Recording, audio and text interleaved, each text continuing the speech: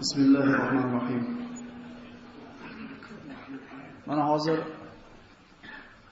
imom domlamiz duo qildi.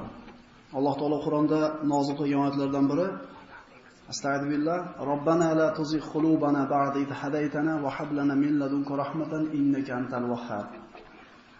Ma'nosi: Parvardigoro, bizlarni hidoyat qilganingdan keyin qalblarimizni burib qo'ymagin. Nimadan?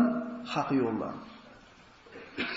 Biz juda ko'p tarix kitoblarida o'qiganmiz, kofirlarning iymonga kelganligi, yahudiylarning, nasroniylarning iymonga kelganligi va iymonga kelib turib murtad bo'lib ketganlar haqida ham xabardor bo'lib qo'ysak, maqsadga muvofiq bo'ladiki, Odam alayhisolamning nasihatini birinchisi nima edi?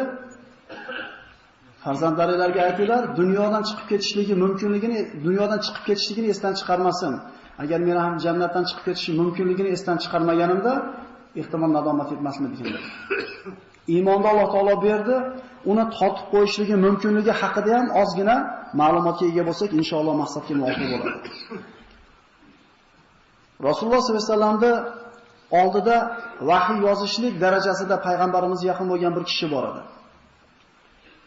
Ya'ni bu shunday bir manzilat ediki, Rasulullohning tizzalariga tizzasi tegib o'tirar edi. Yozishni o'qishni bilganligidan Rasululloh oyatni tilovat qilib bersa, qog'ozga tushirar edi. Ya'ni biz yetti xulab tushimizga kirmaydigan sharaf. Alloh taolo bir bandasiga shunday sharafni berdi. Vahiyni yozdi o'tirib. Lekin mushriklar, kofirlar ozgina dunyo matosi evaziga uni dindan qaytib ketishligiga sabab bo'lishdi.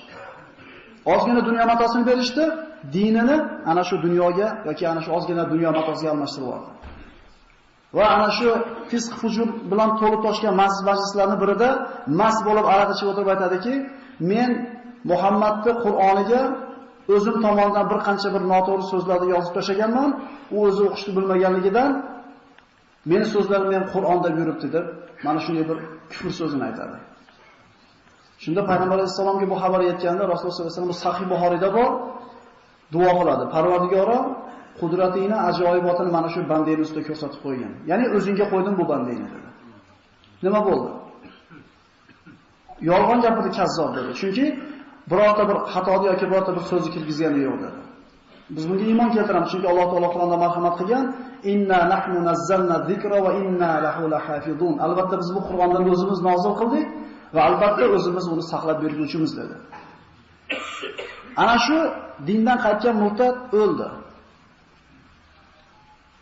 O'zlarining urf-odatiga ko'ra ko'mishdi. Ertasi kuni qarashganda